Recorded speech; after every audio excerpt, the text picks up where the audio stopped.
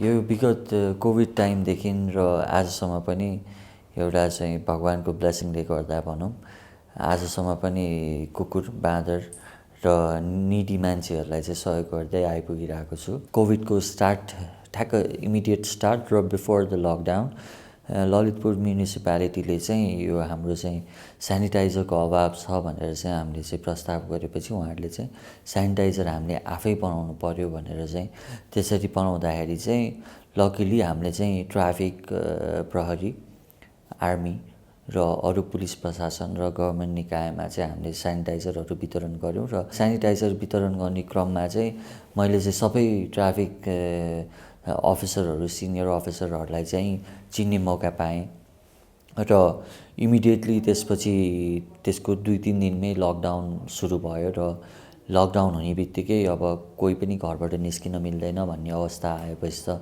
मैले चाहिँ एउटा रिक्वेस्ट गरेँ कि ट्राफिक पुलिसलाई त्यो एउटा रिलेसन बनिसकेको थियो। सो उहाँहरूलाई चाहिँ मलाई चाहिँ हजुरहरूले चाहिँ अनुमति दिनु पऱ्यो। यहाँ चाहिँ कुकुर बाँदरहरूलाई चाहिँ गाह्रो भइरहेछ खाना पानी नभएर, किनभने उनीहरू सर्भाइभ हुने एउटा चाहिँ हाम्रो कारणले गर्दा हो र वेस्ट फुड खाएर हो भनेर। अनि त्यसरी चाहिँ मलाई चाहिँ गाडी नम्बर नोट गराइदिनु भयो र म चाहिँ काठमाडौँ ललितपुरतिर चाहिँ म घुम्न हिँडेँ र साँच्चीकै हेर्दाखेरि चाहिँ एकदम अभावमै थियो कुकुर डग्सहरूलाई चाहिँ अनि इभन मङ्किजहरूलाई पनि।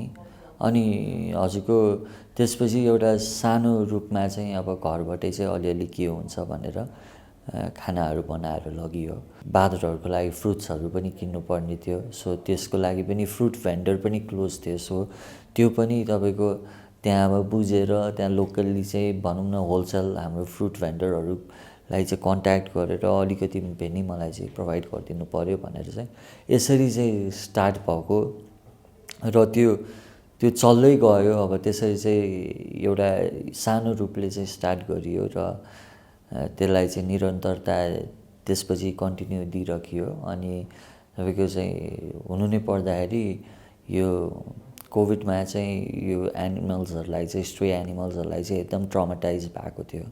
किनभनेदेखि हामीले जुन हिसाबमा उनीहरूलाई डे 1मा भेट्यौँ र उनीहरूलाई डे 4th, 5th, 5th र इभन आफ्टर 15-20 डेजपछि भेट्दाखेरि उनीहरूको अझ मेन्टल्ली चाहिँ उनीहरू पेनमै थियो। पेनमा कस्तो भन्दाखेरि जस्तै हामीले चाहिँ डेली फोकस गरेको एरिया वाज मोर लाइक तपाईँको जुन पब्लिक एरियालाई चाहिँ तपाईँको अहिले चाहिँ भनौँ न पब्लिकै नजाने बन्द भएको एरिया, जस्तै हामी गङ्गाबु बस पार्क जहाँ चाहिँ निरन्तरता 24 घन्टा भिड हुने ठाउँ, मान्छेको आवत जावत बढी हुने ठाउँ। सो त्यस्तो ठाउँमा चाहिँ हामीले दिँदाखेरि चाहिँ त्यो कुकुरले 24 घन्टा मान्छे देखिरहेको बानी, हल्ला सुनिरहेको बानी र हामी जाँदाखेरि त उनीहरू चाहिँ कसरी रियाक्ट गर्ने भन्नेसम्म पनि स्टेजमा थियो। भ्रिकुडी मण्डपको चाहिँ त्यो तपाईँको त्यो एक्जिबिसन सेन्टरतिर पनि हामीले त्यहाँ पनि चाहिँ त्यही हिसाबले खुवाउँदा, किनभने त्यो पनि एउटा पब्लिक एरिया, त्यहाँ पनि लोकल समुदायहरू छ, त्यहाँ रेस्टुरेन्ट टहराहरू धेरै छ। सो त्यो बेलामा पनि त्यहाँ पनि करिब हजुरको 45-50वटा कुकुरहरू छन् होइन।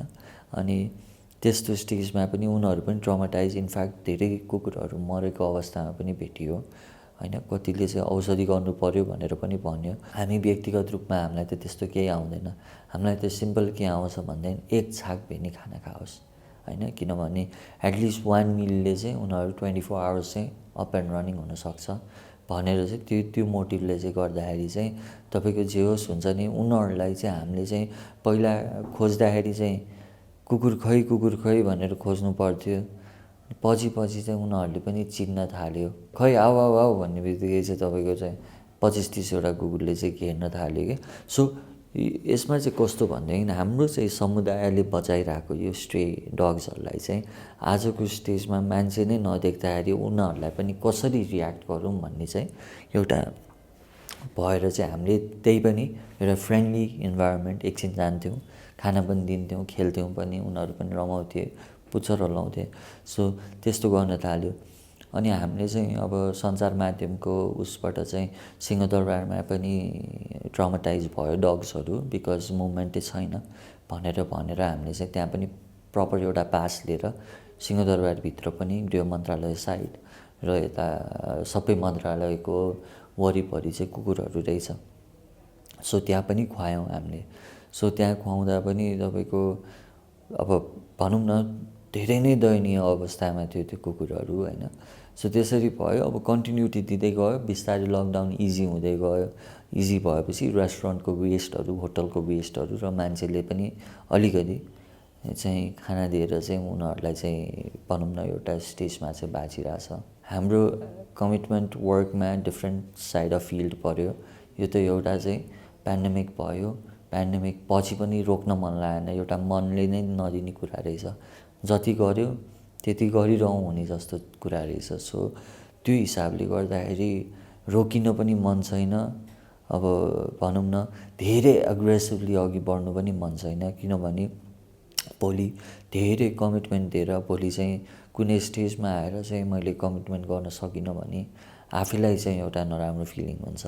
सो म चाहिँ के भन्छु भनेदेखि हामीले कुकुर तिहार मनाउँछौँ, हामीले गाई पूजा मनाउँछौँ, हामीले चाहिँ एउटा चाहिँ हनुमानको चाहिँ भनौँ न एउटा भगवानको रूपमा चाहिँ बाँदरलाई हेर्छौँ भने त्यसलाई चाहिँ हामी सबैजनाले आफ्नो घरबाट अलिकति स्टेप गरेर आफ्नै इनिसिएटमा चाहिँ गऱ्यो भने उनीहरूलाई ठुलो केही चाहिँदैन।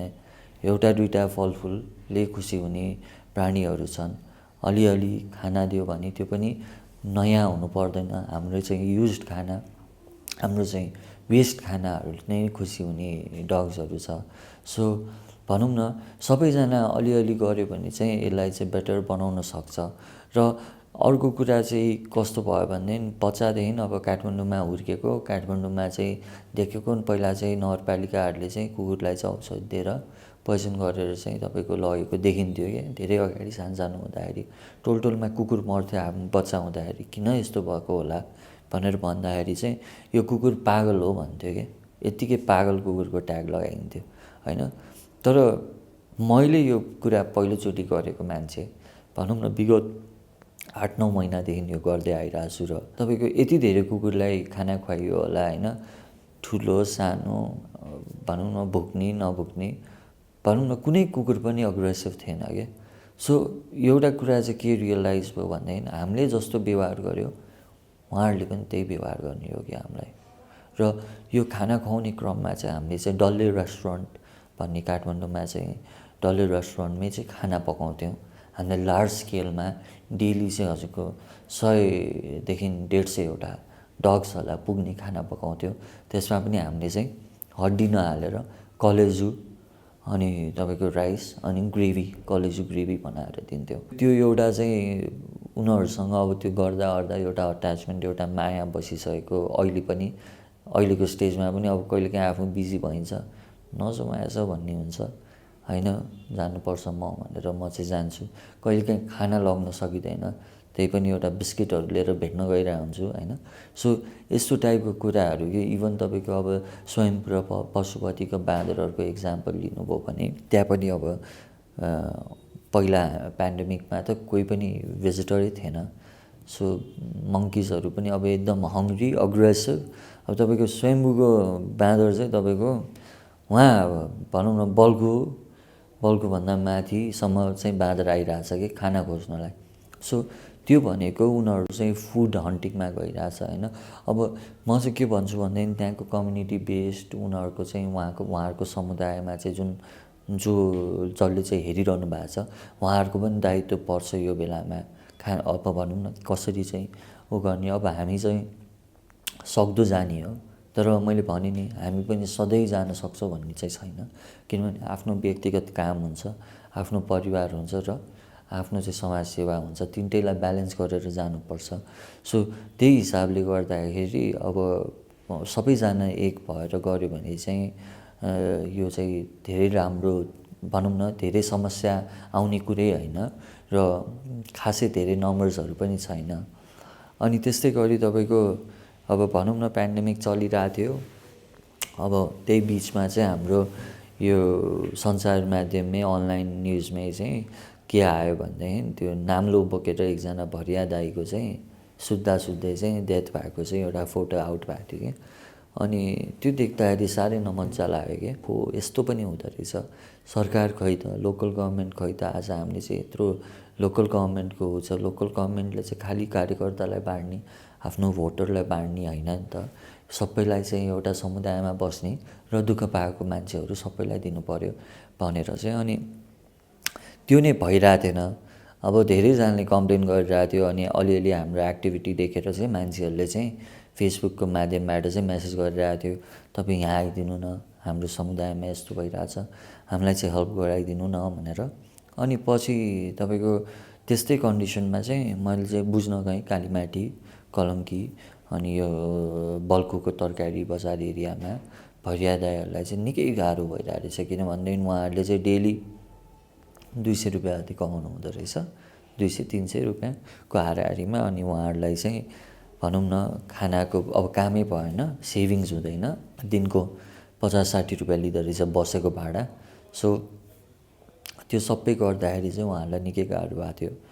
अनि मैले चाहिँ सोचेँ कि उहाँहरूलाई हेल्प गर्नुपर्छ भनेर चाहिँ हामीले चाहिँ चामलहरू बाँडिदिन्थ्यौँ होइन, उहाँहरूलाई चाहिँ दाल चामल, नुन तेल चिनी चियापत्ती चिउरा, सो सबै एउटा चाहिँ भनौँ न करिब 1 महिनाको खाना चाहिँ उहाँहरूलाई चाहिँ अभाव नहोस्, उहाँहरूको 3-4जना परिवारलाई भनेर चाहिँ त्यसरी पनि दिइयो।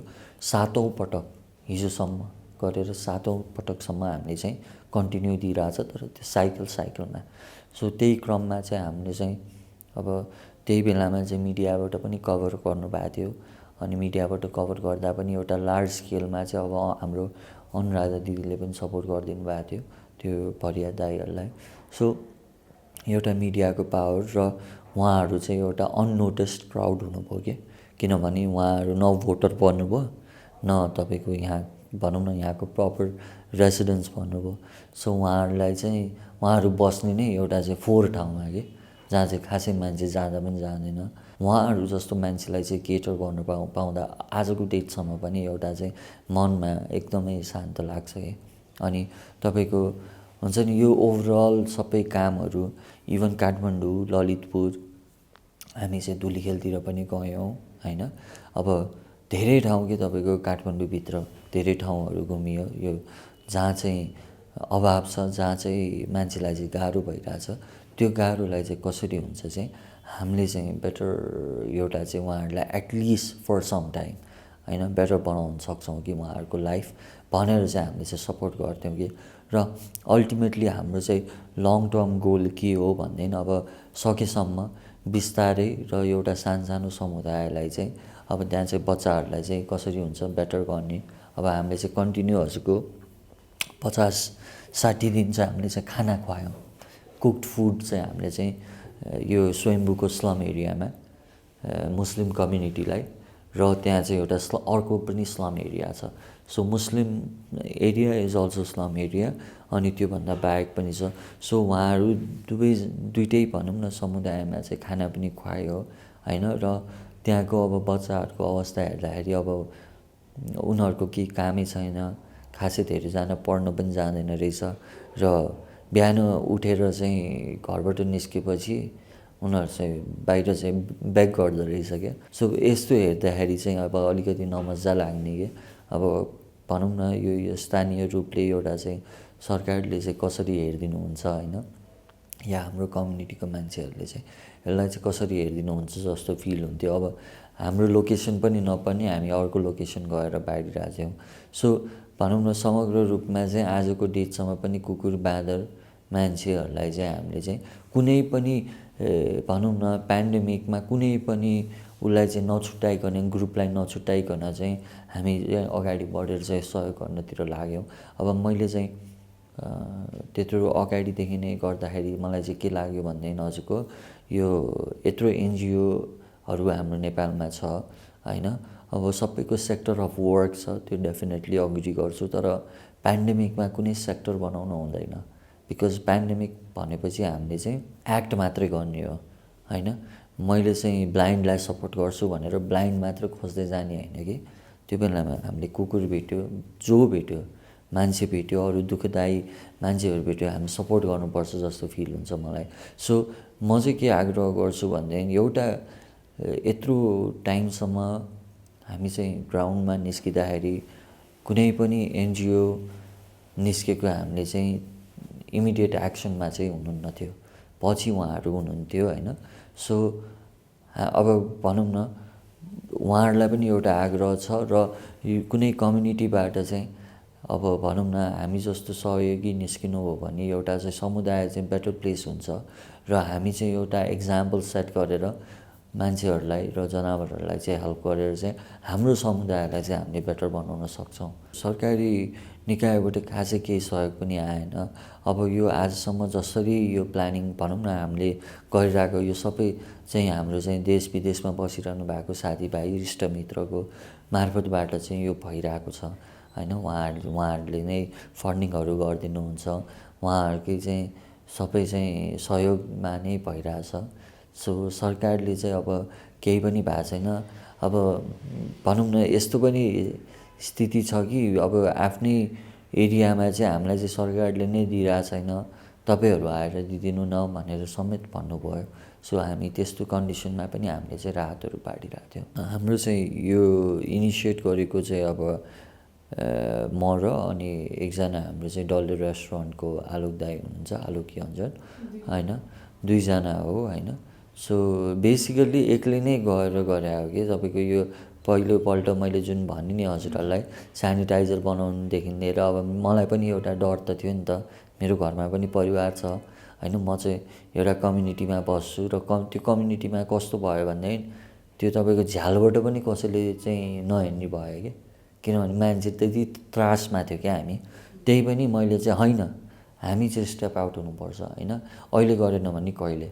मलाई त कस्तोसम्म हुन्थ्यो भनेदेखि तपाईँको त्यो ड्राइभ गर्दाखेरि झ्याल खोल्दाखेरि त्यो सास फेर्दा पनि कोरोना आएको हो कि जस्तो त्यस्तो त्यो साइकोलोजिकल फिलिङ हुन्थ्यो कि। अब तपाईँको यस्तो कन्डिसनमा अब भनौँ न धेरै मान्छेहरू त आउन पनि इच्छुक भएन र मैले खासै कसैलाई इन्भाइट पनि गरेको थिइनँ। बिकज मलाई एउटा के विश्वास थियो भनेदेखि आफूमा कि आफैले अलिअलि गऱ्यो भने साथ जुट्ने मान्छे धेरै आउँछ भनेर चाहिँ एउटा थियो र साथीभाइ त्यस्तै गरी चाहिँ हाम्रो धेरै साथीभाइहरू जुटेर चाहिँ यो पोसिबल भयो, अगाडि बढ्यो।